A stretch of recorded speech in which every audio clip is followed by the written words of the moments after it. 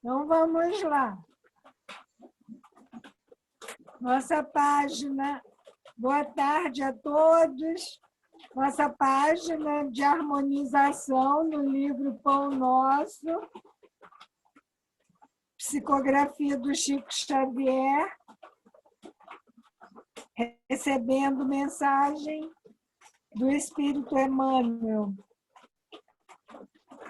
Mensagem número 46. Vós, entretanto.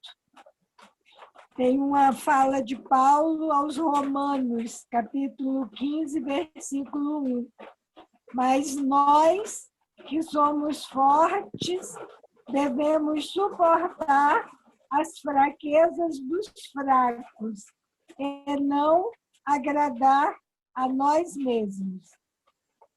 Com que objetivo adquire o homem a noção justa da confiança em Deus? Para furtar-se à luta e viver aguardando o céu? Semelhante atitude não seria compreensível. O discípulo alcança a luz do conhecimento a fim de aplicá-la ao próprio caminho. Concedeu-lhe Jesus um traço do céu para que o desenvolva e estenda através da terra em que pisa. Eu tenho que ativar a bateria aqui, gente. Desculpem.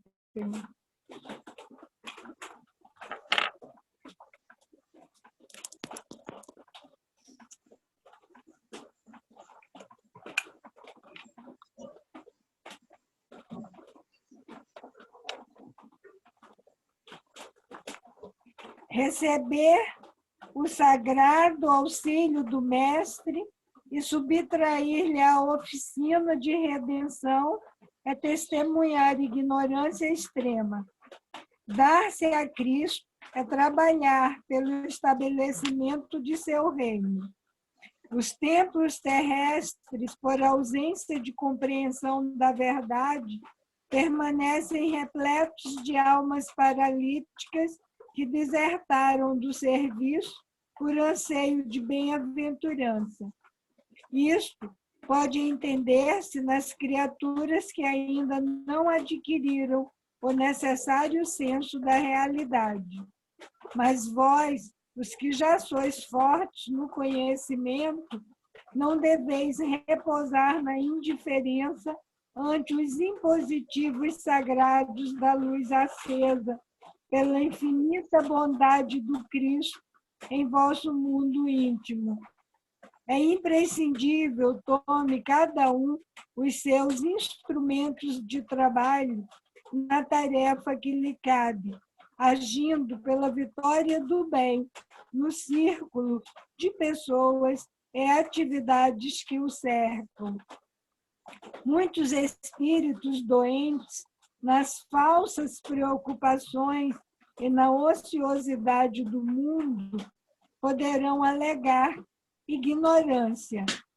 Vós, entretanto, não sois fracos nem pobres da misericórdia do Senhor.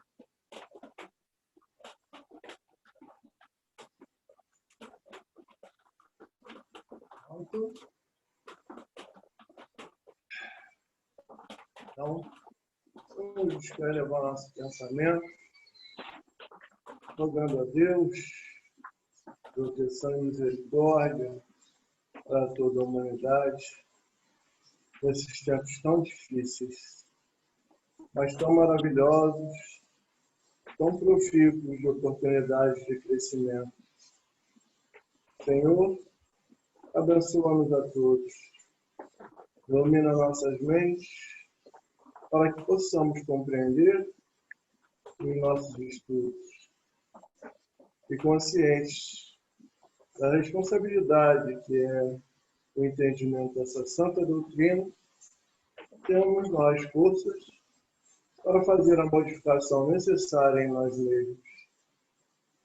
Nesse mundo tão cheio de apelos carnais, onde a matéria ainda graça, com os seus chamamentos aos prazeres, que se tornam mais tarde em sofrimentos, em culpas, em desditas. E nós aqui reunidos possamos espalhar ao nosso redor vibrações benéficas, pois que já adquirimos esses ensinamentos que nos mostram uma parte da verdade que liberta. Temos força para lutarmos pela nossa própria melhoria contra este rolo compressor da materialidade humana nesse presente momento. Sabemos, Senhor, que o momento é difícil, mas que não temos mais ninguém por nós. Se estamos convosco, certamente estamos com o lado mais forte. E temos essa consciência. E junto contigo, Senhor, certamente venceremos a nós mesmos e espalharemos luz por sobre a terra. Muito obrigado. Dá-nos a oportunidade do estudo nessa tarde. E que o vosso amor, a vossa paz esteja conosco, hoje e sempre. Assim seja. Graças a Deus. Graças a Deus. Graças a Deus. Quem é que pode liberar aí para eu poder compartilhar o trabalho aqui, o slide? Alô? Tati, quem é que está fazendo esse trabalho? Oi? Um minutinho, sou eu, só um instantinho, É o Márcio. Luciano. É você, Lu? Então, libera aí.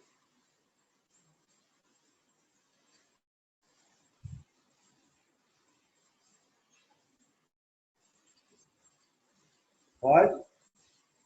Pronto, pode ir. Vamos lá. Onde está o slide? Vamos botar aqui, botar aqui, vou clicar aqui. Muito bem.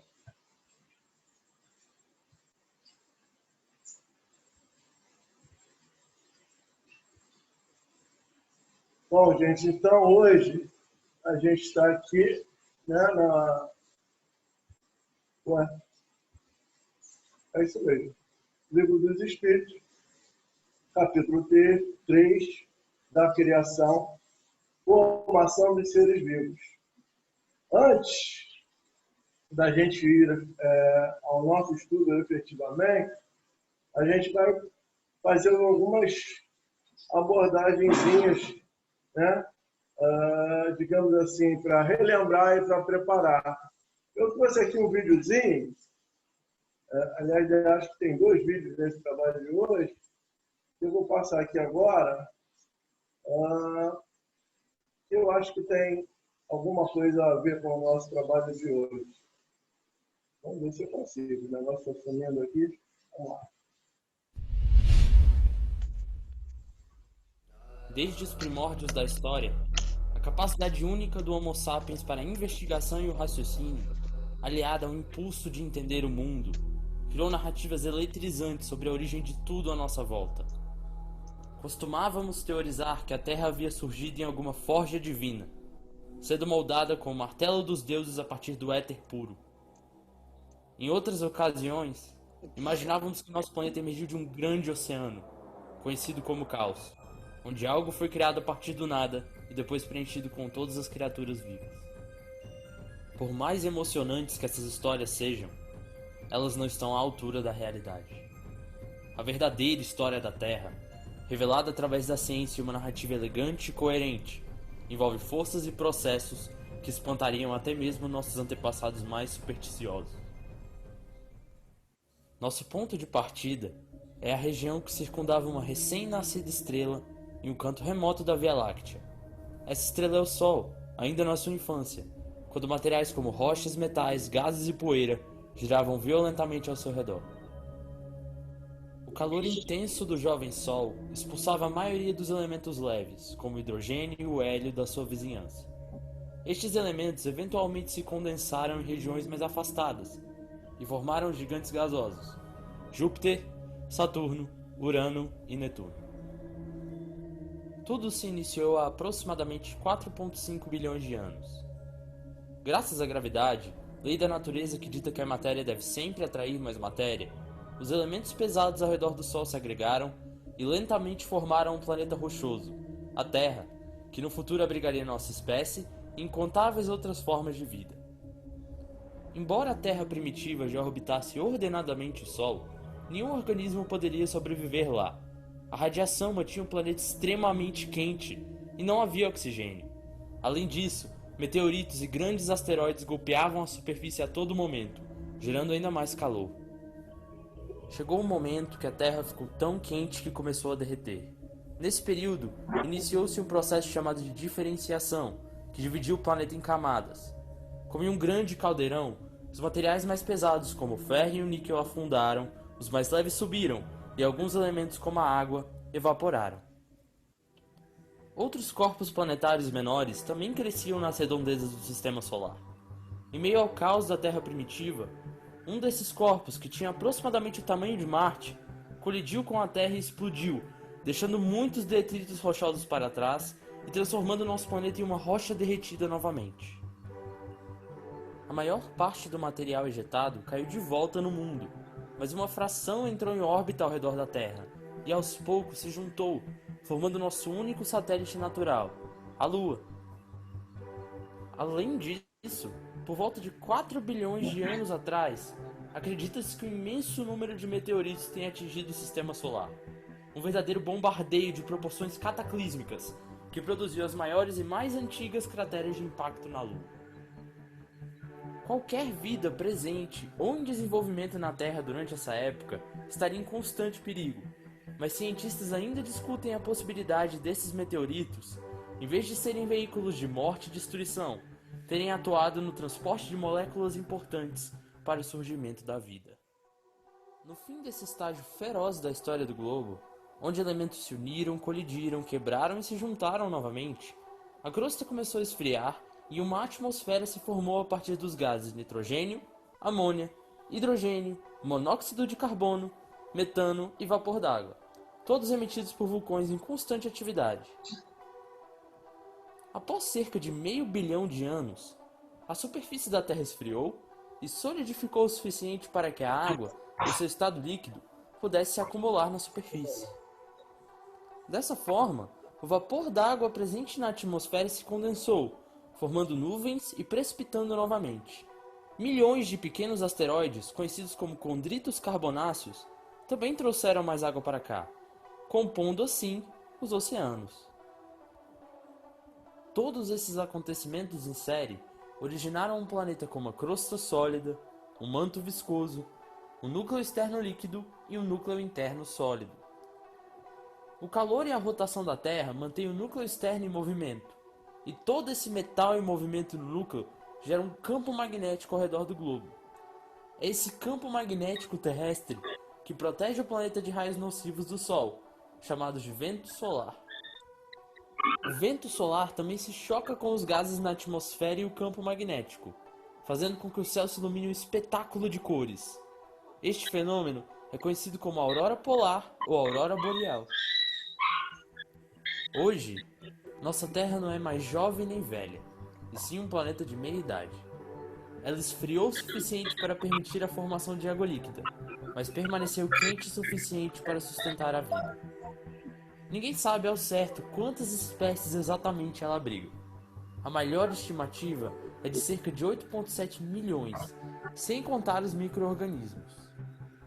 Essa jornada, que tirou o globo do seu estado ardente e o transformou no berço de tantas espécies, ainda é muito maior.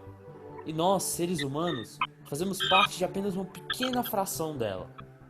É importante refletir sobre isso, pois nesse momento, mudanças dramáticas como variações no clima e grandes terremotos estão ocorrendo no sistema terrestre. Estudar a fundo essa jornada nos permitirá entender melhor esses processos e, quem sabe, caminhar na direção de uma solução.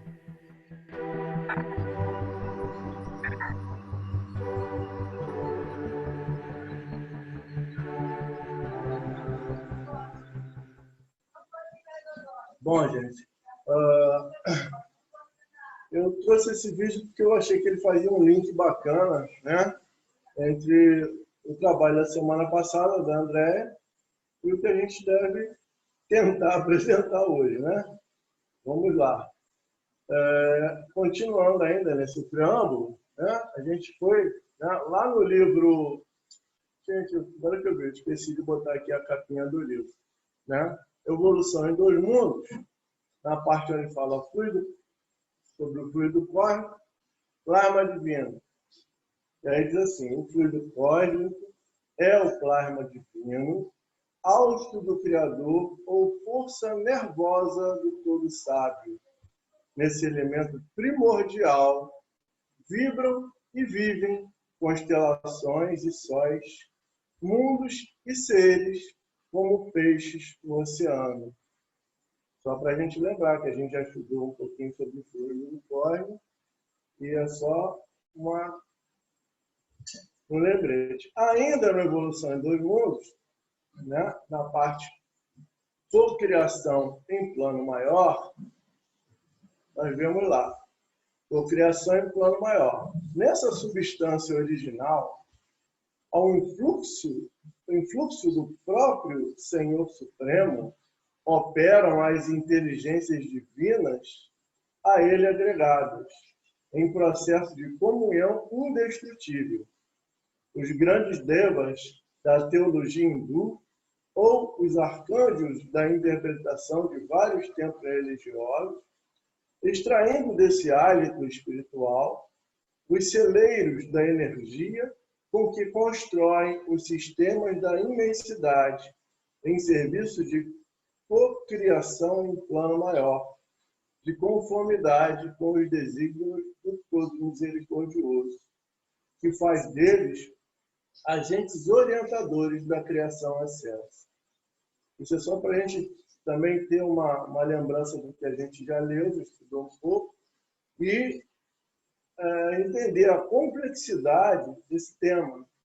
É um tema que ele é muito difícil, né, da gente poder chegar a uma conclusão total e plena. Os espíritos deram a Kardec respostas propícias para aquela época. E acredito que para nós, por enquanto, também nós não vamos ter uma resposta completamente explicativa, porque nós ainda estamos bastante longe, é o que eu penso, tá? Isso é uma opinião particular minha, nós estamos bastante longe de entender o total da verdade, né? A verdade que realmente liberta. Nós estamos, como diz o Raul Teixeira, se estivéssemos, o conhecimento fosse um oceano, nós estaríamos agora chegando naquela partezinha da praia onde, de vez em quando, a água molha o dedão do pé. Bem no início. Então, já aqui mesmo no Livro dos Espíritos, lá atrás, a pergunta 27, fala assim: há então dois elementos gerais no universo, a matéria e o espírito? E a resposta: sim, e acima de tudo, Deus, o Criador, o Pai de todas as coisas. Deus. Espírito e matéria constituem o princípio de tudo o que existe, a Trindade universal. Mas, ao elemento material, se tem que juntar o fluido cósmico universal, né? O fluido universal, que desempenha o papel de intermediário entre o espírito e a matéria, propriamente dita, por demais grosseira para que o espírito possa exercer ação sobre ela.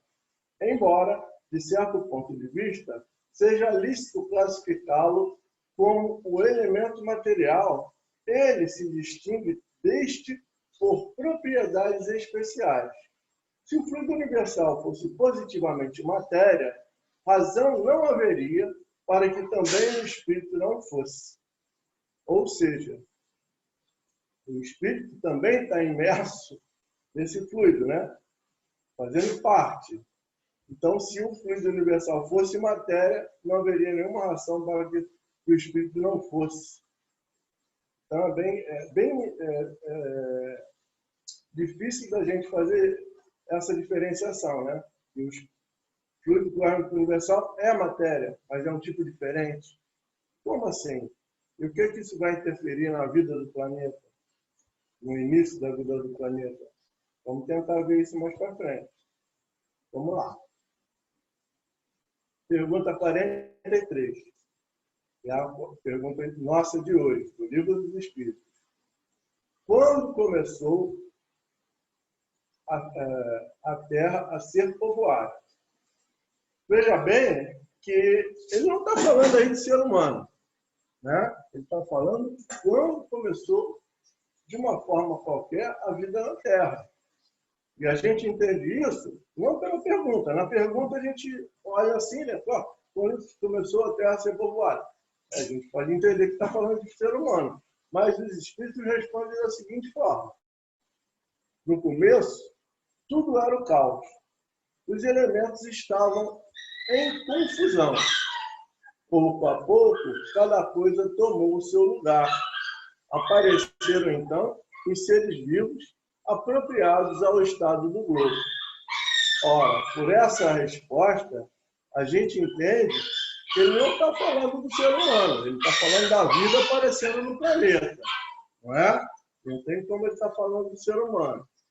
Gente, desculpa aí que o cachorrinho ali, a Ana prendeu ele ali, ele está desesperado fazendo uma barulheira. Está incomodando muito? Alô, vocês estão me ouvindo? Está interferindo um pouquinho, Marco. Eu vou tentar soltar ele ali, porque eu não consigo. Vocês esperem só um pouquinho. Enquanto isso... Gente, cadê o vídeo? Eu ia passar um vídeo que estava nesse slide. Está interferindo bastante. Tá, eu vou soltar ele aqui. Peraí. Ai, Jesus.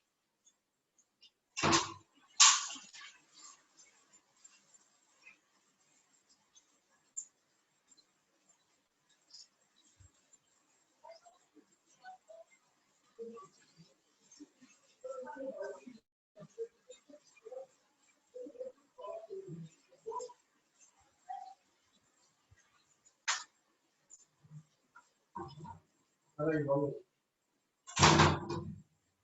Desculpa, gente. Está chovendo muito, ela prendeu ele para ele não ficar fazendo lama ali no quintal. Ele está fazendo um escândalo aqui, está perturbando a beça. Engraçado, eu tinha preparado um outro vídeo aqui, mas ele sumiu. Depois eu coloco.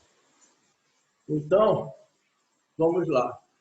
No Consolador, né, a pergunta 13 é a seguinte. As forças espirituais organizam igualmente a atmosfera do mundo? Por que eu coloquei isso aí? Porque a pergunta anterior, né, coloca assim, ó, no começo tudo era o caos. Os elementos estavam em confusão. Pouco a pouco cada coisa tomou o seu lugar. Ora, será que tomou o seu lugar sozinho? Do nada? Foi assim, ao acaso? Aí a gente vai lá no Consolador e está lá. As forças espirituais organizam igualmente a atmosfera do mundo? Aí Emmanuel responde. Isso é indubitável. A inteligência com que foram dispostos os elementos do cenário para o desenvolvimento da vida no planeta o comprova. Algumas dezenas de quilômetros foram colocados os revestimentos do ozônio, destinados a filtrar os raios solares, dosando-os da natureza para a proteção da vida. Quer dizer, tudo isso demonstra a inteligência daquilo que a gente falou ainda agora, da cocriação em plano maior. Né? E na pergunta 15, né, lá no Consolador, existem espíritos especialmente encarregados da execução das leis físicas no planeta terrestre? Essa verdade é incontestável. E o homem poderá examinar e estudar constantemente, auferindo o melhor proveito na sua rotina de esforço perseverante. Porém, todas as definições do materialismo serão inúteis em face da realidade irrefutável dos fatores transcendentais em todos os grandes fenômenos físicos da natureza. Ou seja, quem estudar, né, sem uma ideia preconcebida, quem estudar, como a gente diz assim, de peito aberto, com a mente pronta para entender, vai perceber que tudo isso tem uma organização, e é uma organização inteligente. E se ela não é feita por ninguém terreno, ninguém físico, ela só pode ser feita por alguém superior. Então, são os espíritos co-criadores que trabalham em toda essa arrumação.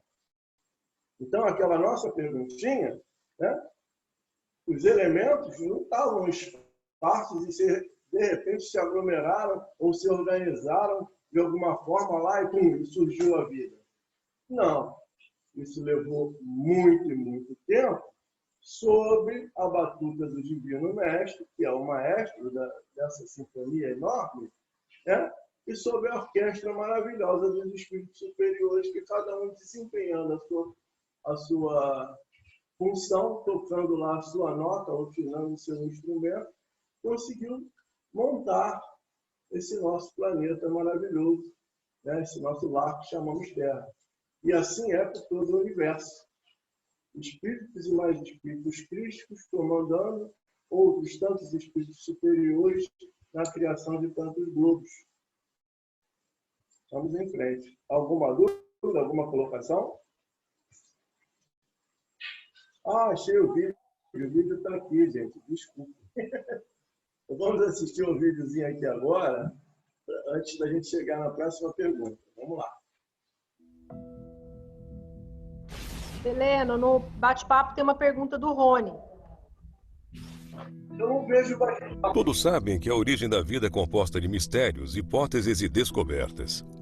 Os biólogos estão fazendo um ótimo trabalho mostrando como os organismos vivos funcionam, mas ainda não sabem responder muitas perguntas referentes à vida e como ela pode ter evoluído através de um mundo praticamente desabitado. Com toda certeza, esse é um dos assuntos mais fascinantes e complexos que podemos debater na atualidade. Para tentar entender um pouco melhor sobre o tema, vamos conhecer algumas teorias. Faísca elétrica. Faíscas elétricas podem gerar aminoácido e açúcar quando atingem um ambiente carregado com água, metano, amônia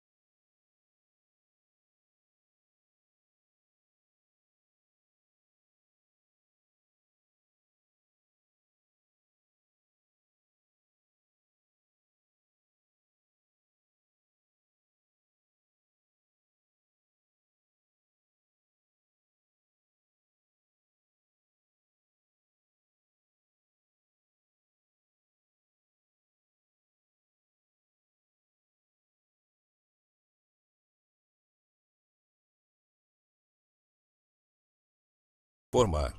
Sendo assim, como um deles poderia se formar sem o outro? A resposta pode ser o RNA, que pode armazenar informações como o DNA, servir como uma enzima e ajudar a criar tanto DNA quanto proteína. Depois disso, o DNA e as proteínas dominaram o mundo do RNA porque são mais eficientes. Panspermia. Talvez a vida não tenha começado na Terra, mas tenha sido trazida por outros lugares no espaço, uma teoria conhecida como panspermia.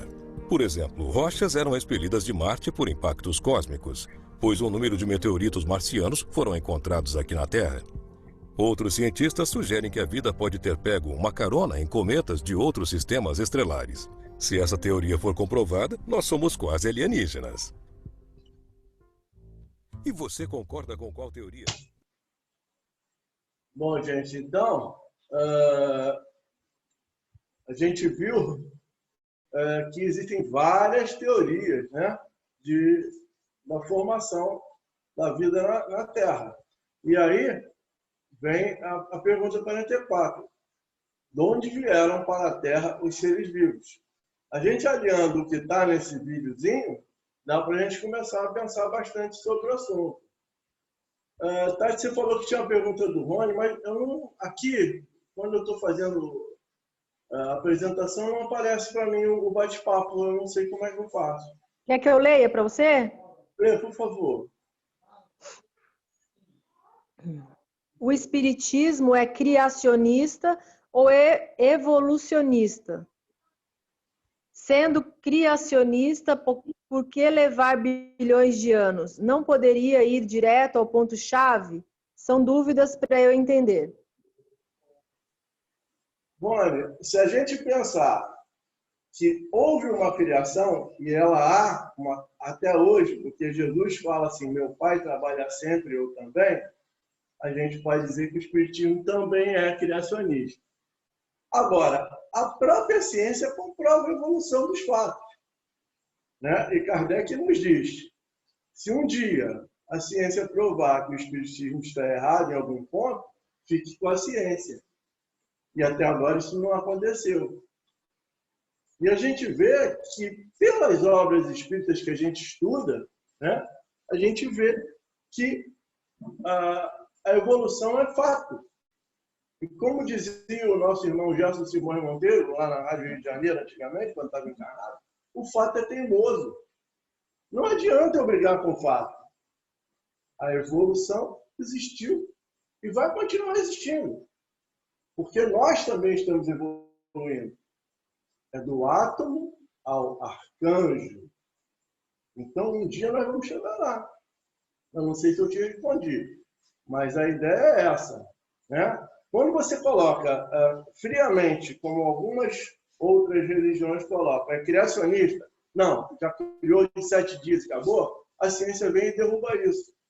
Mostra, primeiro que o Leonardo já falou isso aqui, acho que umas 2 semanas atrás, isso já foi falado pelo Haroldo Dutra, pelo Severino Celestino, por muita gente estudiosa que mostra que a palavra que designa dia, acho que em hebraico, né, ou no aramaico, é a mesma palavra que serve para qualquer revolução de tempo, qualquer período de tempo. Eles não tinham... Se hoje em dia os espíritos dizem que nós temos um vocabulário muito pobre, imagina aquela língua naquela época. Era muito mais pobre. Então, eles usavam a mesma palavra. Assim como, por exemplo, nós usamos manga. Eu falo manga. Eu não sei se eu estou falando da manga eu posso estar falando da manga de fruta, da manga de camisa, da manga de eixo, que é uma peça do carro, né? E por aí vai. E eles lá era a mesma coisa. A palavra que foi traduzida como dia, ela servia para várias coisas do tempo, inclusive por eras, né? E hoje em dia, foi até... Eu esqueci o nome do termo. É um termo que engloba várias eras. Alguém que me lembre aí depois, Renato, Luciano, Nádia, pessoal... Até acho que foi Zé Luiz que trouxe um estudo onde ele mostrou sobre essa questão. Então, não há como a gente fazer essa questão assim tão fechada, tão rasamente, diga assim, é criacionista. Foi criado... Não, não faz. Isso aí é um erro. Agora, é criacionista no momento que foi criado. Não existiu de todo o tempo como Deus. Em algum momento, Deus começou a criar. Quando? Está muito longe da gente conseguir tentar entender isso. Nem vamos tentar procurar, porque não está ao nosso alcance. Então, para nós, a gente fica com a teoria evolucionista, tá bom? O Eunápio está com a mãozinha levantada e também, peraí que no bate-papo... Só para terminar, antes do Eunápio falar, continuar a fala do Rony para você, Marco. Ele fala assim, tem uma nova modalidade chamado designer inteligente, que por trás de tudo tem um criador. A igreja presbiteriana conseguem agregar ciência com o criador de forma consciente. Depois vou postar o estudo no grupo. Tudo bem, eu não tenho conhecimento, então não posso fazer juízo de valor.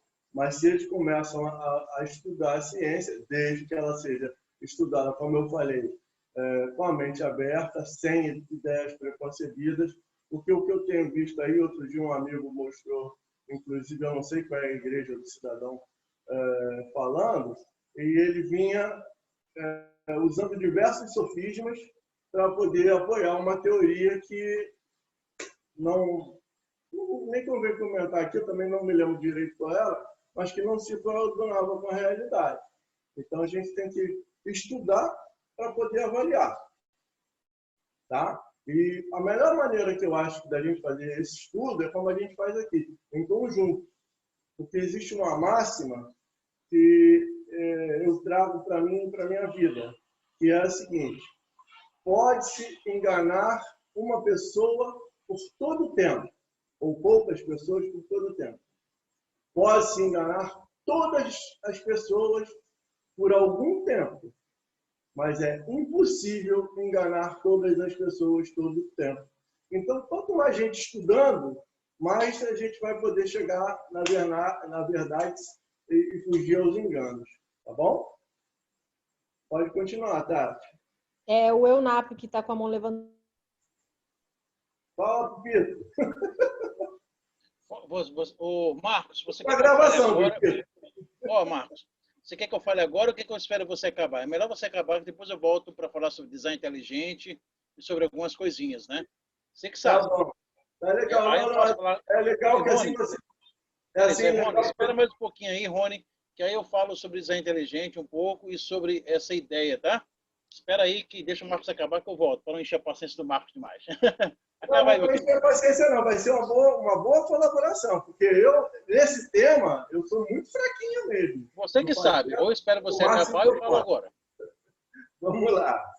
Então, ó, de onde vieram para a Terra os seres vivos? Então, a gente já viu aí no vídeo várias teorias de onde vieram. Né? Vieram por asteroides, alguns estavam no interior da Terra. Então, essas teorias, todas a ciência estuda hoje em dia. E os espíritos, na época, só podiam dizer isso que eles disseram a Kardec. Ó. A Terra lhes continha os germes, que aguardavam um momento favorável para se desenvolverem. Os princípios orgânicos se congregaram desde que se congregaram. Os princípios orgânicos se congregaram, desde que cessou a atuação da força que os mantinha afastados. E formaram os germes de todos os seres vivos. Estes germes permaneceram em estado latente de inércia, como a crisálida e as sementes das plantas até o momento propício ao fruto de cada espécie. Os seres de cada uma destas se reuniram e então se multiplicaram. Eu costumo, para facilitar esse ponto, no meu entendimento, dizer assim, isso ocorre, a gente vê isso hoje a olhos vistos. Tá? Eu que, de vez em quando, dou uma de pedreiro aqui na minha casa, faço algumas coisas, na casa da minha filha, eu chego lá, compro a areia, a terra vem, eu chego lá, penelo aquilo tudo, pá e tal, misturo com cimento, faço a massa e tal, boto lá na parede. 6 meses, 1 ano depois, começa a sair formiga daquela parede. De onde veio aquela formiga? Você não tinha formiga nenhuma antes. Já tinha um ovinho da formiga naquela terra. E o cimento não matou. E aí, com o aquecimento, com o resfriamento, a umidade, seja lá o que for, o bichinho nasceu ali. A mesma coisa a plantinha. Você chega lá, peneira areia, peneira coisa, acabou. Aí você bota aquela terra no saco, amarra a boquinha no saco e deixa guardado lá no fundinho do quintal. Um dia que você vai precisar, quando você vai lá, você joga ali no chão, aí está cheio de raiz ali, já brotando, umas folhinhas brotando. Então, onde que apareceu aquilo? Estava uma coisa muito minúscula, invisível, ali no meio da terra, só aguardando um momento para poder brotar. Tem sementes que hoje em dia, né, a gente vê aí que nas antigas culturas, eles guardavam trigo, guardavam milho, guardavam aquilo por um montão de tempo. Por quê? Porque eles sabiam que em algum momento que eles precisassem, aquilo ali poderia ser usado, porque ia germinar, não se perdia. Então, a gente fazendo esse paralelo aqui dentro da nossa miopia espiritual, como diria o professor Celso Martins, é bem fácil de entender que, né, os germes que estavam no interior da Terra estavam lá, de cada coisa, aguardando, né, os elementos químicos estavam lá, aguardando o momento do resfriamento, da chegada da água, ou como a gente viu lá naquele primeiro vídeo, da ação do vento solar, seja lá o que for, para que pudesse fazer a combinação e pudesse começar a surgir as primeiras formas de vida na Terra. Eu acredito que seja por aí. Tá? Vamos lá. No Consolador, na pergunta 6, Emmanuel fala assim: houve uma unidade material, a pergunta é feita, houve uma unidade material para a formação das várias expressões orgânicas existentes na Terra?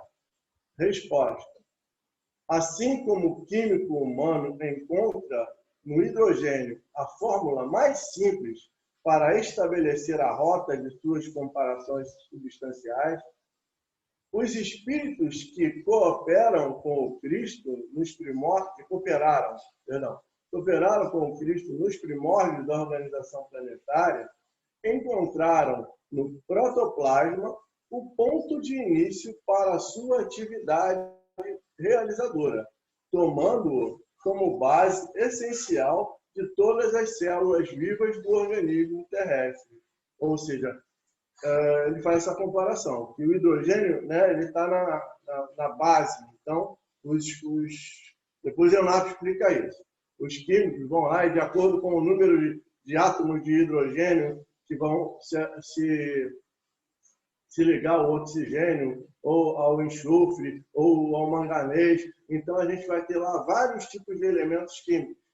E a gente está falando aqui a mesma coisa. Nós tínhamos o protoplasma. Eu botei o protoplasma em vermelho, a gente vê aqui, no livro Elucidário do livro Evolução em Dois Mundos. Quem acha que ler Evolução em Dois Mundos é difícil, e é mesmo, né? Porque não conhece muita coisa, inclusive as palavras, baixa esse livrinho da internet, Elucidário do livro Evolução em Dois Mundos. Ele traz lá todas essas palavras que a gente não conhece, ele explica o que é. Tá? Então, ele bota lá, ó, protoplasma, substância gelatinosa que constitui a massa essencial da célula animal e vegetal, sendo a base das funções vitais. Então, esse protoplasma, como já foi dito ali acima, é a base das funções vitais. Dali foram sendo feitas as diferenciações, né? E foram feitas as transformações físicas e químicas, e foram acontecendo as mutações, de acordo lá com aquilo que a gente viu no vídeo, faísca elétrica, ação do calor, ação da irradiação, e por aí vai. Tudo isso que pode ter causado mudanças que não foram ocasionais, não foram por acaso, foram todas comandadas por espíritos superiores, né? Os químicos e físicos da esfera superior, sob o comando do Cristo, que transformaram tudo a seu tempo até no que chegou hoje. Não é isso? Vamos lá. Pergunta 45. Como é que a gente está na hora aí? Está na boa, não está? Onde estavam os elementos orgânicos antes da formação da Terra? Boa pergunta. Onde é que estava isso tudo? A gente já viu no vídeo onde é que estava esse negócio todo. Estava por aí, espalhadinho. Olha lá. Achavam-se, por assim dizer, em estado de fluido no espaço, no meio dos espíritos ou em torno ou em outros planetas, à espera da criação da Terra, para começarem existência nova em novo globo. É o que a gente já viu nos vídeos, né? Estava tudo espaço. Aí a gente viu lá naquele primeiro vídeo a formação do Sol, explosões, né? Matéria lançada no espaço, sofrendo ação gravitacional, né? Sofrendo entrechoques com outros pequenos corpos, com outros planetas. E aí vão alguns se agregando, outros se desintegrando. E no meio dessa miscelânea toda vai sendo formado, né? É como se fosse uma grande receita de bolo sendo executada pelos mestre-cucas espirituais. E eles coordenam isso tudo, né? Que estava lá. Tudo no fluido kármico universal. O hálito de Deus, como a gente viu lá no início. E conjugado, né, pelos espíritos superiores, de maneira ordenada, só precisando do tempo. E vamos entender aqui, mais uma vez, que o tempo para o plano espiritual não é o mesmo tempo nosso. Né? Então, o que para nós, às vezes, parece um absurdo de muito tempo, para eles é uma coisa muito rápida. Né? Pensem bem quando, às vezes, a gente tira aquele cochilinho rápido e tem um sonho no meio do cochilo que parece que você levou um dia inteiro naquele sonho. Quando você volta, você olha no relógio, caramba, eu cochilei 15 minutos. E sonhei que parecia que tinha sonhado um dia inteiro. Eu vivi um dia, uma noite no sonho. Então, quer dizer, a questão do tempo, ela é outra questão que, para nós, a gente tem que sair desse nosso espaço-tempo aqui físico, preso dentro da atmosfera terrena, dentro do nosso globinho, para poder entender essa questão universal que os espíritos trazem. Eu acho que vamos passar aqui para a nota e depois a gente deixa os comentários. E a gente vai agradecer muito os comentários do nosso irmão Nato. E a quem mais quiser comentar, é óbvio. Né? Vamos lá. A química nos mostra as moléculas dos corpos inorgânicos unindo-se para formarem cristais de uma regularidade constante, conforme cada espécie, desde que se encontrem nas condições precisas. É aquilo que a gente sempre fala, né? Pressão, temperatura, né? Então, as condições, o local, né? Aonde você vai encontrar tais elementos que vão se aglutinar de tal ou de tal forma. Então, uma coisa é a coisa química sendo trabalhada pelo químico no laboratório. Outra coisa é ela sendo trabalhada na natureza. Né? Ela vai depender de condições ditas especiais, mas que estão aí na natureza. Né? A menor perturbação dessas condições basta para impedir a reunião dos elementos, ou, pelo menos, para obstar a disposição regular que constitui o cristal. E aí, em vez de dar aquele cristal, dá um outro. Aí, em vez de você fazer o diamante, você faz o grafite. Por quê? Porque faltou pressão, porque faltou tempo. Né? É aquela coisa. Então, vai acabar dando petróleo, alguma coisa assim. É tudo cadeia de carbono, até onde eu entendo. Não sei se falei bobagem. Bom, por que não se daria o mesmo com os elementos orgânicos? Durante anos, se conservavam germes de plantas e de animais que não se desenvolvem senão a uma certa temperatura e em meio apropriado. tem-se visto grãos de trigo germinarem depois de séculos, ao que eu falei ainda agora. Há, pois, nesses germes, um princípio latente de vitalidade, que apenas espera uma circunstância favorável para se desenvolver. O que diariamente ocorre debaixo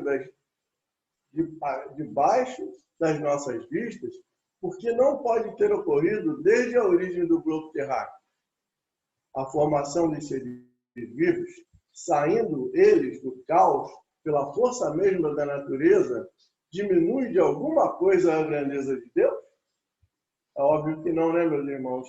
E até porque a gente sabe que eles não saíram do caos aleatoriamente. Eles saíram desse caos sob a coordenação dos espíritos superiores. No nosso caso aqui da Terra, a coordenação de Jesus, com muitos e muitos trabalhadores que, trabalhando sob a sua coordenação, transformaram a nossa partezinha do caos universal no planeta que a gente tem hoje. Longe disso. Corresponde melhor à ideia que fazemos do seu poder e se exercer sobre a infinidade dos mundos por meio de leis eternas. Esta teoria não resolve, é verdade, a questão da origem dos elementos vitais, mas Deus tem seus mistérios e pôs limites às nossas investigações. E foi isso que eu falei lá no início, lembra? Eu falei, a gente tem várias coisas para ver, mas a gente ainda está começando. A gente está botando o pezinho onde a onda vem, costa e molha. Então está muito longe de a gente saber tudo. Mas a gente já tem algumas teorias para embasar o nosso estudo. E daqui a algumas gerações, a nossa ciência, que até lá, se Deus quiser, vai estar realmente afinada e aliada à religião, vai conseguir coisas que a gente nem imagina. Porque aí vão trabalhar juntos plano espiritual e cientistas materializados, aqui materiais, né, na matéria, encarnados, para um fim comum, para um bem comum, um crescimento do planeta. E é por isso que esse planeta, que está demorando tanto a chegar na condição de sair da condição de prova de expiação para regeneração, ele vai passar de regeneração para ditoso muito mais rápido. Muito, muito mais rápido. Quando ele estiver regenerado, vai passar para o planeta de ditoso vai ser muito mais rápido. Porque ali ciência e religião vão andar juntos. E os espíritos ali vão estar todos trabalhando seriamente pelo bem comum. Que aí vai refletir no bem de cada um. Gente, eu não sei se eu enrolei, se eu ajudei. Eu fiz o meu melhor possível diante do pouco que eu consigo entender dessa matéria que para mim ainda é tão difícil. Muito obrigado pela atenção de todos. E agora eu passo para as considerações dos nossos amigos. Aí, se tiver alguma perguntinha que vocês acharem que eu tenho condição de responder, podem perguntar. O que eu não consegui perguntar, eu passo para os universitários. Tá bem, muito obrigado. Vou fechar aqui o compartilhamento, tá? Marco, excelente trabalho que você desenvolveu. Obrigado. Excelente. Eu só estou aqui de água na boca com essa praia atrás de você aí, tá? Eu também. Tá chovendo pra caramba. Eu posso pontuar aquilo que eu ia falar no meio da tua apresentação, meu querido? Por mim pode, eu agradeço. Então, deixa eu só pontuar aqui. O Rony está por aí ainda, não tá? Deixa eu falar aqui com o Rony. O Rony está por aí. Ele fez uma pergunta bem interessante, que é sobre o processo... Sim, pode falar. Eu só estou com a câmera desligada. Ótimo, tranquilo. Então, presta atenção. Olha só. Ele falou sobre o criacionismo, né? Criacionismo é uma ideia bem interessante, né? Vindo, como ele bem pontuou, da igreja presbiteriana lá nos Estados Unidos, né? É uma ideia do design inteligente, eles pegaram a ideia seguinte: o criacionismo nada mais é da evolução de uma ideia do século XIX, ou muito mais antiga do que isso, de que todo o processo de vida e do sistema que nós vemos no universo tem o dedo de um ente maior, que para a igreja é Deus. Tudo bem? Mas, além disso, há algo interessante na ideia do criacionismo, que o design, enfim, que o design inteligente ele bebe nessa fonte, que é justamente o seguinte: nada é feito assim ao acaso. Tem sempre um motivo, né? Tem sempre um porquê. Quando se compara com o espiritismo, a gente precisa pontuar algumas informações. Isso é um pano para manga para a gente conversar. Por isso que eu, há um tempo atrás, eu me propus a fazer um estudo sobre isso.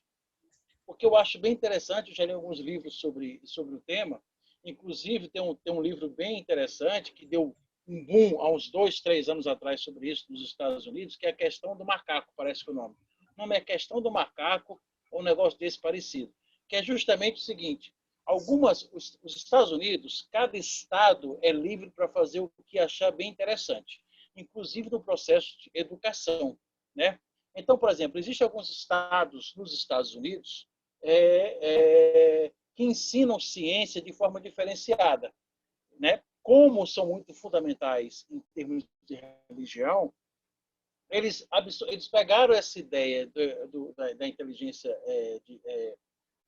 do design inteligente, né? Pegaram essa ideia do design inteligente, eu até copiei aqui, do design inteligente, para justificar a criação da vida, a criação do homem. E eles não ensinam o processo de evolução darwinista e nem a genética, eles não ensinam isso. Eles ensinam que o homem não veio do macaco, que é inteligente. Enfim, eles dão essa ideia pseudocientífica, né, para as crianças. Então, houve um burburinho nos Estados Unidos, porque em alguns estados não estavam realmente ensinando biologia, nem geologia, geografia, direito, né? Enfim. E aí eles justificaram isso através dessa ideia, desse design inteligente. Eu não vou entrar em pormenores agora, porque a gente precisa estudar muito sobre isso. Eu posso trazer para vocês um estudo só sobre isso. Mas uma coisa interessante, há uma diferença entre o espiritismo e o criacionismo nesse ponto. Porque esses criacionistas do design inteligente, eles falam o seguinte: olha, tudo que a gente vê por aí tem uma causa divina e a evolução não existe. O processo de evolução dos seres, o processo de evolução das espécies, o processo de organização do universo, isso é Deus por trás, e tem algumas leis aí que é meio estranha, né? A gente não acredita. A ciência acredita, só que a gente não acredita. Eles falam isso. Para o espiritismo, não é assim. Há uma diferença tênue, mas é diferente. Porque Kardec mesmo nos lembra que toda vez que o Marcos bem pontuou sobre isso, toda vez que a ciência contradizer o espiritismo, ele precisa refazer e reorganizar seus pensamentos. Não foi isso que o Kardec deixou claro? Então, já é um ponto diferente desses criacionistas que defendem, entre outras coisas, a visão do design inteligente. Para nós, o processo darwinista de evolução existe. Para nós, teorias como Big Bang existem, ou pelo menos até então é o que a ciência nos mostra. Vai evoluir o processo das nossas concepções sobre a existência de muitas coisas? Vai, porque a ciência ela progride. E junto com ela os conceitos espíritas também irão acompanhá-la. Está entendendo a diferença? Então, por exemplo, para nós, a evolução da espécie darwinista ela é lógica. Por mais que nós saibamos que existe uma causa inteligente de Deus organizando e orquestrando tudo isso. Mas ela existe. Para os criacionistas, não existe processo de evolução darwinista. Você está entendendo? Deus fez tudo.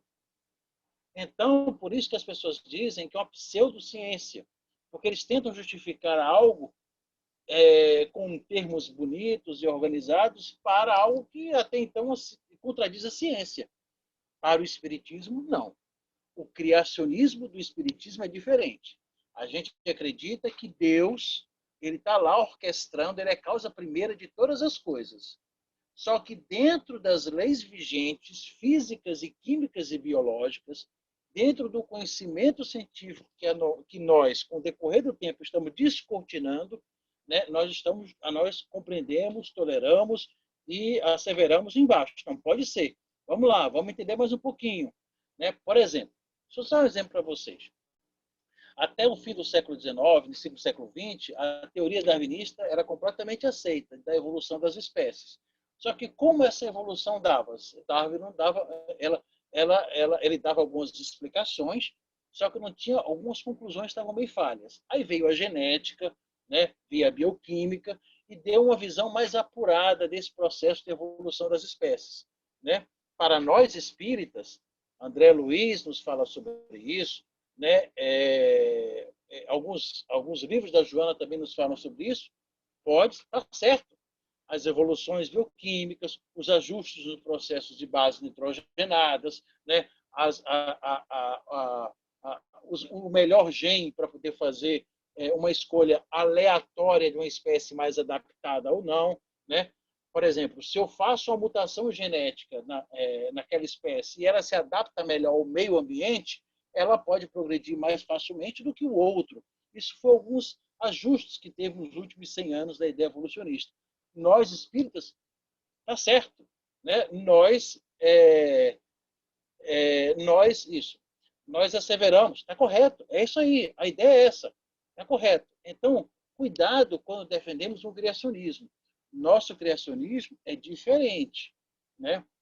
Nós acreditamos que Deus, a causa primeira de todas as coisas, né? Ele não joga dados ao acaso.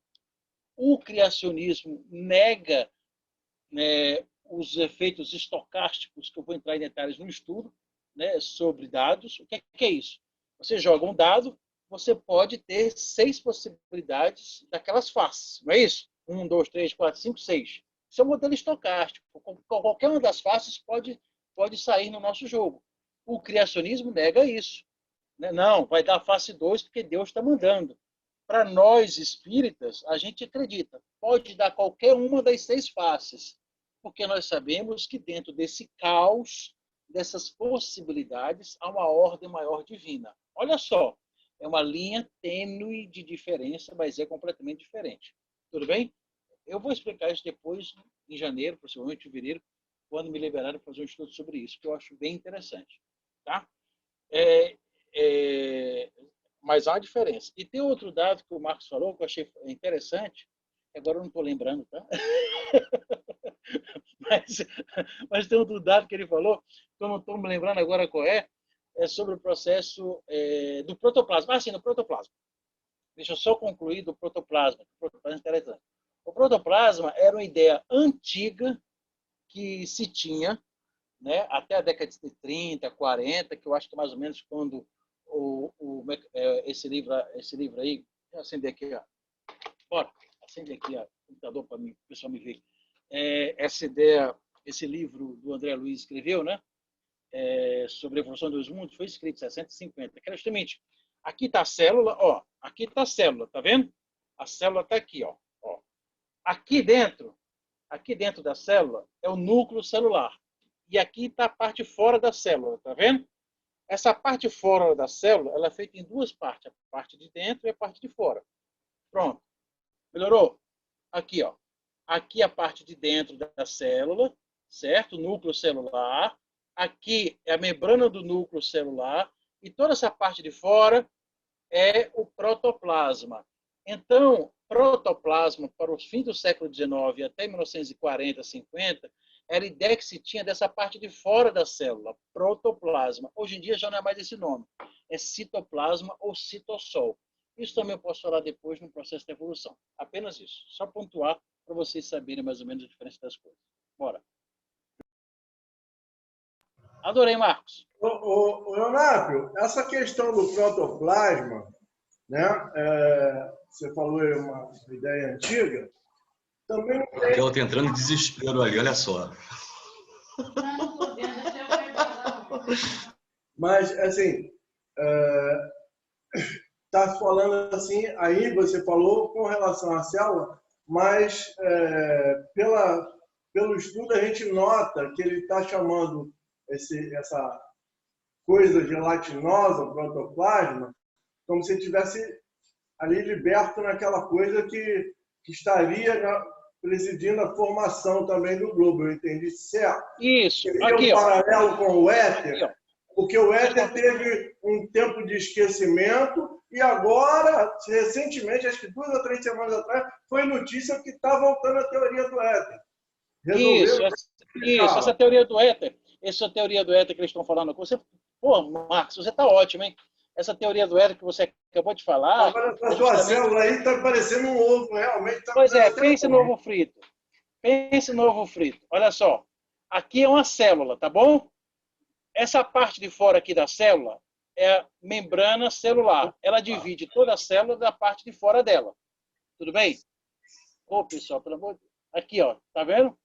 E essa parte de dentro, aqui, é o núcleo celular. Então, a célula é dividida nessas duas regiões, de núcleo e essa parte aqui, certo? E isso aqui é a membrana plasmática. Ela divide toda a célula com o meio externo. Protoplasma era essa região aqui, ó. Daqui, ó. Essa que tá. Protoplasma era essa região aqui, ó. Entre o centro da célula e essa membrana divisória aqui. Protoplasma. Isso chama-se hoje em dia de citossol. Tudo bem? Essa parte de dentro é o núcleo. Aqui é que fica o DNA, certo?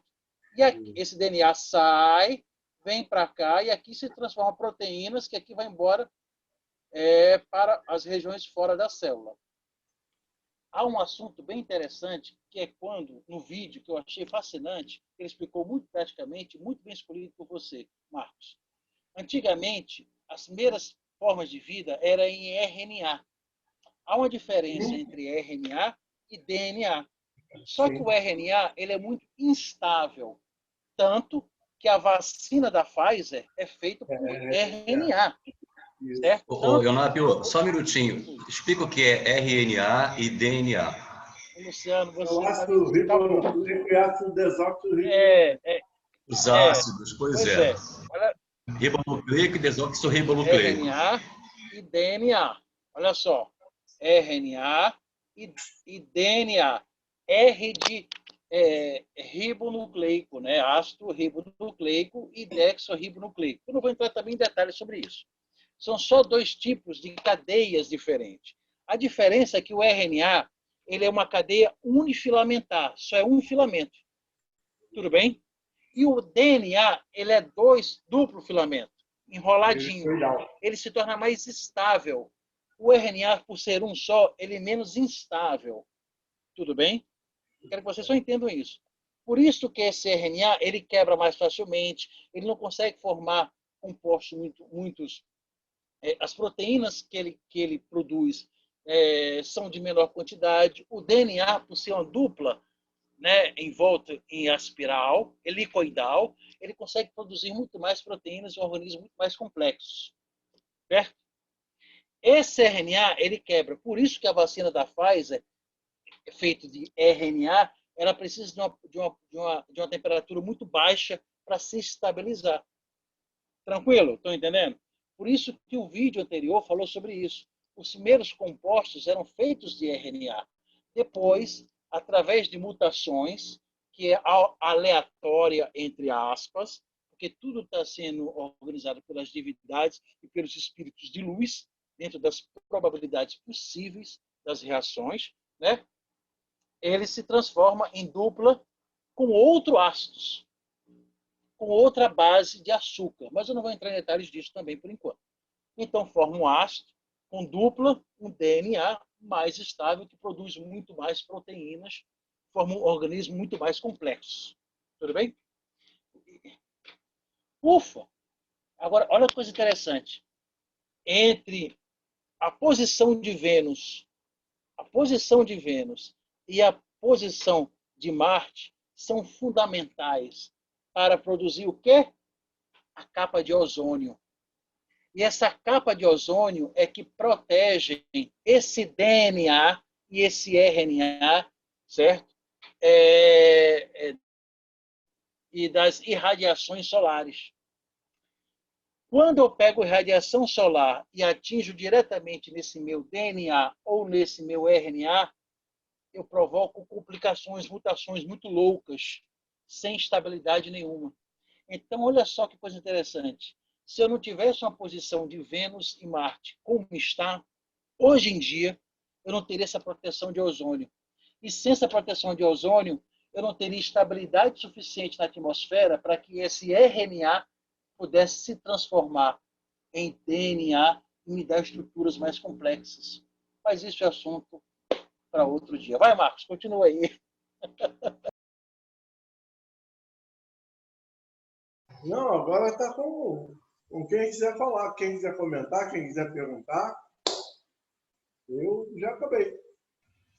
Guardadas as devidas proporções, que salto quântico que demos hoje no estudo em relação ao de ontem, hein?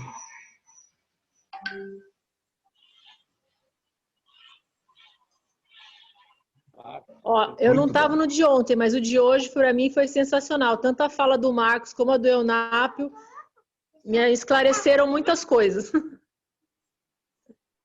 Acabou de me lembrar que eu ainda não vi o de ontem. O de ontem eu estava tão atolado de coisa que eu não estava conseguindo prestar atenção. A única coisa que eu prestei atenção mesmo foi quando o Cláudio falou justamente disso. Que a gente chega assim meio atabalhoado. Eu falei, pô, tá falando comigo. Porque eu tinha acabado de chegar da rua, andei de moto o dia inteiro procurando uma peça para minha moto, um freio, que estava andando com freio no limite. E aí consegui chegar na casa, aí eu fui ao banheiro, quebrou a descarga, aí eu falei, meu Deus do céu, tem que consertar. E com falta d'água no ir, e com a descarga perdendo lá, e eu estava naquela atolação toda, eu não estava conseguindo escutar o que vocês estavam falando. Mas eu vou ver a gravação, ver se eu vejo hoje. Foi bom. Agora, semana que vem, o Nave vai continuar com... Oh, fala, Raquel, desculpe. Se salto quântico é arrancar os cabelos, eu dei muito. Não, porque hoje foi tudo contextualizado cientificamente. A diferença está aí. Calma, Raquel. Quem assistiu Calma, que eu já me preocupo. que eu tô falando. Calma que janeiro, fevereiro vai chegar e a gente vai fazer uma aula só sobre química e biologia. Calma, calma. Não, e semana que vem você vai continuar com o estudo do Marco de hoje, né? E na outra semana, preparem, porque a gente vai trazer um trabalho diferente para o grupo. Ele parou aqui, pergunta mesmo, hein? 45. Você pega 45. Eu começo na 46, né? Eu começo na 46. Vai ser um trabalho diferente, Lu? Meu vai. Não, que dia que vai ser? E depois do Leonardo. O Leonardo faz da 46 a 49 e eu vou entrar com o povoamento da terra Adão. Aí é para arrancar todos... Estou com uma companheira aí, a Eliana está ajudando. Ela arranca os meus cabelos, eu arranco os dela. A Marisa também, a bichinha está até nervosa. Ela está rindo à toa. É isso mesmo, Raquel. Eu estou arrancando meus cabelos também. Não percam as cenas dos próximos capítulos. Eu insisto, eu não desisto. É isso aí, Raquel. Não, mas é interessante esse tipo de discussão, desse debate, que é extremamente rico, porque traz a baila do nosso conhecimento. Não, mas é verdade. Essa esfera científica da doutrina, que muitos de nós ainda tem dificuldade em assimilar. Aí tem um professor na Pita aqui na sala de aula que nos ilustra de uma forma extremamente didática e de fácil digestão tudo aquilo que a gente encontra uma dificuldade gigantesca de compreender. Então, olha, hoje foi de uma riqueza ímpar, Eunápio. A sua contribuição foi riquíssima. Foi sim. Acho que ficou melhor porque teve até contribuição do cachorro do Marcos também, né, Marcos? Seus cachorros aí, né? Gostei também. Eles até contribuíram. Ele contribuiu para ver que estava todo mundo prestando atenção, viu? Todo mundo notou que o cachorro estava atrapalhando, estava todo mundo prestando atenção. Teve até ovo frito? Teve ovo frito. Estou doido para a gente encerrar aqui, porque eu vou fazer um. Me dá vontade que me ouvi.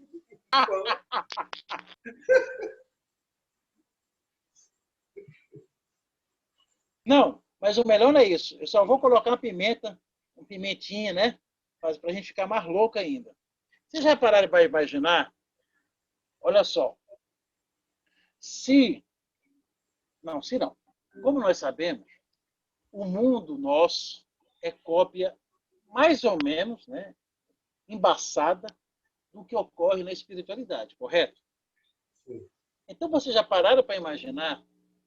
Agora é só vocês ficarem em casa comendo ovo frito e pensando nisso. Tá? Vocês já imaginaram como é que foi o processo de evolução também da Terra nos outros estados e vibrações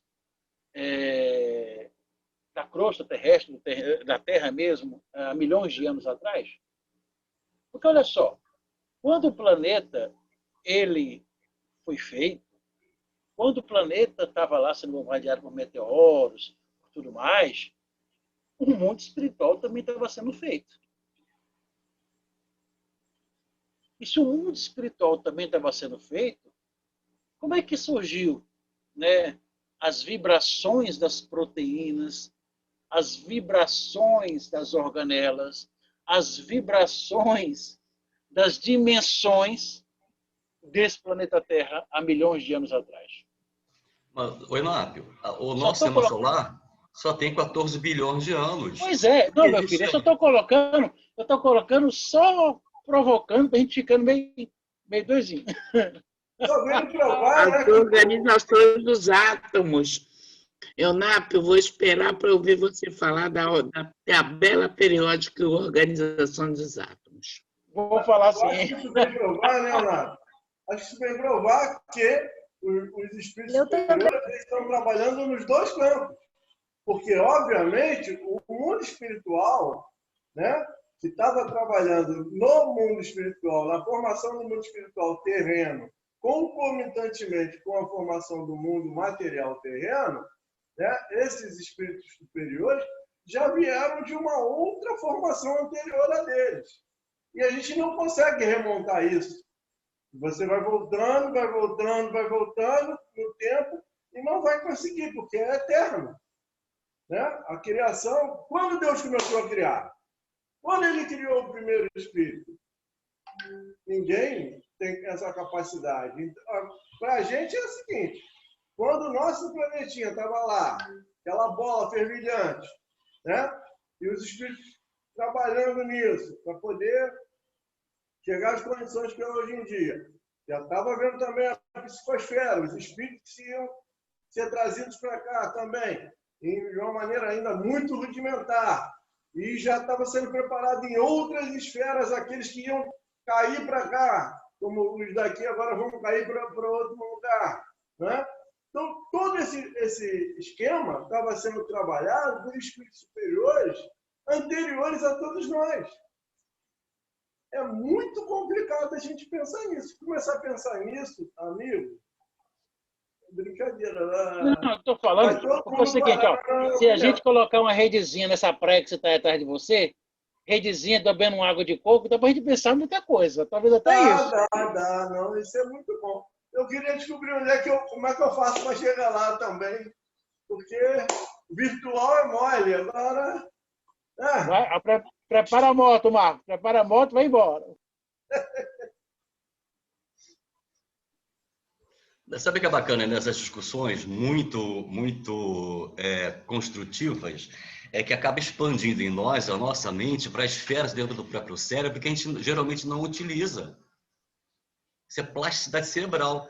Cada vez que você insere uma informação nova, desde que a pessoa esteja receptiva, ela vai expandindo uma área dentro do próprio cérebro que ela fica inerte. Por isso que eu estou com uma dorzinha aqui. Passou tanta coisa. Muita gente... Eu estou com o neurônio encravado aqui. Luciano, para muita gente é o couro cabeludo que está sendo... Só puxando o cabelo. O neurônio está encravado lá dentro, está dando a coceira aqui do lado de fora. Tem dendrito espalhado por tudo quanto é lugar. Olha, gente, bendita a doutrina espírita que nos descortina o véu da nossa ignorância. E se não fosse o espiritismo, a gente dava, sei lá, 500 anos atrás, dentro de todo Isso é esse mesmo, processo. Luciano. E uma coisa importante, e que o que me fez ser espírita, né? O que me fez estudar espiritismo mais, e isso a gente pode esquecer já, pelo menos para mim, né? É o que eu falei aqui no grupo. A confluência do pensamento do Kardec e a exigência que ele faz, inclusive nos discursos, dos escritos dele, de nós jamais esquecermos a ciência. Então, se nós não, então é disso que resulta nosso diferencial. É disso. Então, esse pensamento científico cartesiano, essa razão, que é o que nos difere completamente dos qualquer seres, né, que estão habitando aqui esse planeta, né, essa razão elaborada, esse processo de raciocinar elaborado, que nos trouxe um método científico, uma ciência, e é isso que ele se baseia, a gente jamais, em nossos argumentos, em nossos pensamentos, a gente não pode esquecer o método científico, o pensamento científico. Né? A gente pode não ter capacidade... Sem buscar viés de confirmação. E sem precisar buscar viés de confirmação. Isso, Nádia. A gente pode, às vezes, até não saber a resposta por completo, mas o caminho do raciocínio está lá feito. A gente pode não chegar ainda a conclusão nenhuma. Né? A gente vai além, olha. Deus está lá no comando. Eu não sei as minúcias dele, mas está lá no comando, mas deixa eu usar o que eu tenho hoje em dia, que vai se alargando o meu conhecimento, o conhecimento da humanidade. Mas eu não posso abrir mão do pensamento e da crítica científica, porque senão eu vou recair no conceito comum de religião. Né? E é isso que o Espiritismo não é. Ela não é religião. Ela é uma doutrina. E isso precisa ser lembrado o tempo todo. Sem contar, porque a gente nunca pode fugir da tríplice coluna da doutrina, né? Que é a religião, a filosofia e a ciência. Cada uma delas tem a sua estrutura fundamental, são basilares, e uma, em momento algum, conflitua com a outra. E mais importante, todas as informações científicas que a doutrina nos traz, elas estão 50 anos minimamente à frente que a ciência terrena. Se nós pegarmos as obras de André Luiz, isso, Luciano. A gente vai perceber, a gente pega várias obras de André Luiz, tudo que o André nos trouxe através de Chico há 50, 60 anos atrás, estamos usando hoje. Isso. Mas a doutrina é visionária. Isso, Luciano, mas também a gente precisa ter apenas o cuidado porque a gente conversa com os cientistas, ele fala, não, mas isso não é ciência. Eu falei, peraí, um momentinho. Nós somos ciência porque nós temos um método específico de análise das questões pertinentes à doutrina, aos fenômenos mediúnicos, aos fenômenos anímicos, nós temos um método específico. A ciência dos homens, e esse método, por vezes, é calcado lá na ciência dos homens, que até então pode responder algumas coisas. Outras coisas a ciência dos homens não responde. Então, nós vamos um pouco mais além. Então, eu não desmistifico a ciência humana, né? Não contraponho eles, né? E o uso de artefatos deles, da ciência, para parear com as nossas descobertas, né? Mas, lembrando, existem coisas que a ciência humana ainda está esperando, como você bem pontuou. Eu não consigo ainda pesar, quantificar, dentro dos laboratórios de análise que nós temos, o espírito, porque é uma matéria completamente diferenciada. Preciso, às vezes... Ressalte a palavra ainda. Pois isso mesmo, Nádia. Ainda sim. Apesar, a gente já conseguiu, tá?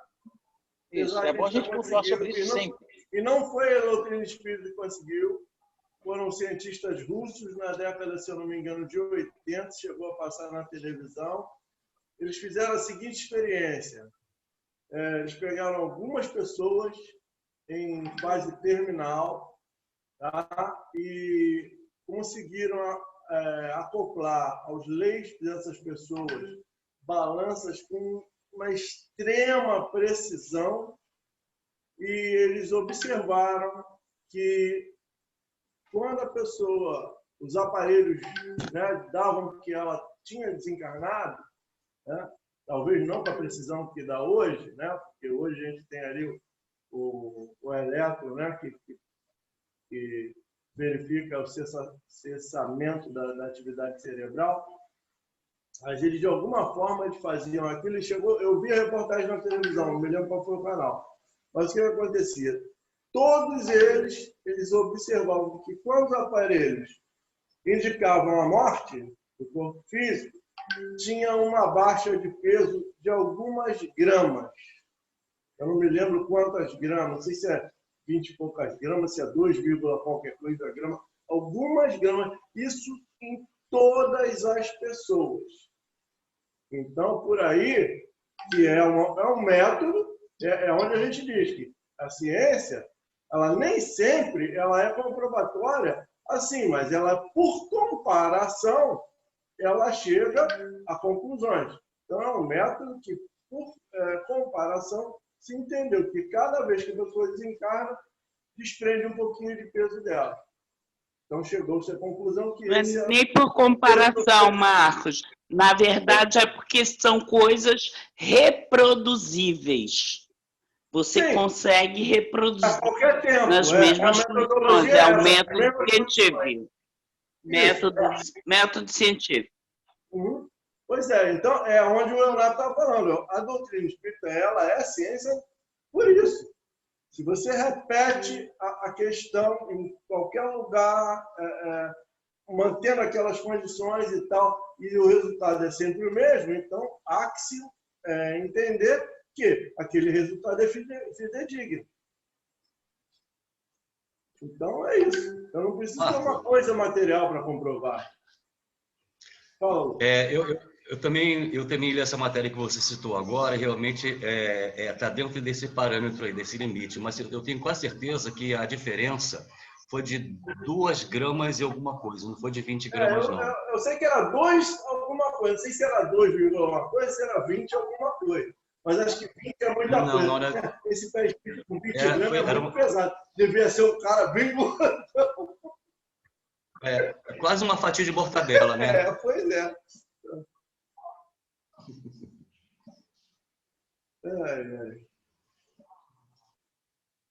Bom, gente, já estamos no nosso horário. Olha, se dependesse de todo mundo aqui, iríamos até 6 horas, 7 horas discutindo tudo isso, maravilhoso. Eu quero comer outro. Olha, eu preciso confessar algo a vocês. Antes do Alegria de Florescer, quando, por alguma razão, eu tinha que acompanhar algum estudo nessa linha chamada mais científica, eu tinha um mau humor horroroso, eu ficava enraivecida. Agora eu estou querendo aprender, nem que seja um pouquinho. E estou bem-humorada, muito bem-humorada. Na época eu não tinha um NAP, Raquel, é por isso. Obrigada a vocês. Não, porque o EUNAP tem uma importante contribuição, mas vocês, de modo geral, traziam desde o início temas assim que eu ficava emburrada. Quase jogava o celular na pedra, né? Quase jogando o celular na pedra, né? Quase isso. Ficava mesmo emburrada, né? Aí aquilo começou a bater. Agora tá bom, eu tô coração aberto. Muito obrigada a vocês todos. Tá vendo, Valmarisa? Ainda há solução para a senhora. Se ela não vai precisar estudar tudo isso no além, aproveita a oportunidade que a Raquel está colocando no momento e embarca na onda dela. Que ela falou, eu só vou conseguir aprender tudo isso no além. No além nada, aproveita o momento agora. Pois é. Eu vou chegar lá já sabendo um pouquinho. Quando eu chegar lá na aula, eu vou dizer para os meus colegas lá no além. Eunápio falou isso. Luciano apresentou isso. Marcos Heleno, naquele dia, e com a minha boa memória, eu vou saber até o dia, a pergunta do livro. Beleza. Você imaginou meu nome virar nome de personagem de livro psicografado? Aí, vai ficar bom, né? Vocês não querem nem saber o que pontuaram aqui. Falaram, não sei se falaram, eu vi no Twitter, os espíritos aqui estão rindo também junto com a gente e dizendo, olha, precisou tanto falar com vocês, olha o que vocês precisavam de entrar nesse detalhe. Gente, eles pontuam muito isso comigo, não sei porquê. Eu sou ninguém perto disso aí. Toda vez que acontece, viu, por isso que eu falei que tinha que fazer o estudo dos livros dos espíritos. Foi uma beleza. Vó Marisa, pelo menos a gente já acredita que a Terra não é plana. Vou acabar de saber o resto lá em Lima, por favor.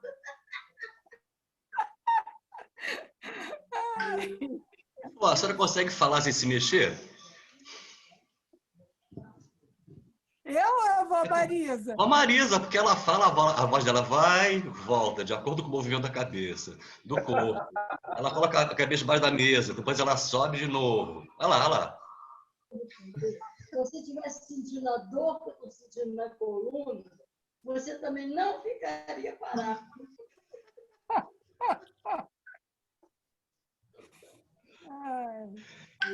Gente, quem é que vai fazer a prece de encerramento? Desculpe cortar o Posso barato, fazer, mas se nós quiser. estamos nesse horário. Por favor, Leonardo. Vamos lá? Amigo Jesus, obrigado mais uma vez por estarmos aqui reunidos em teu nome.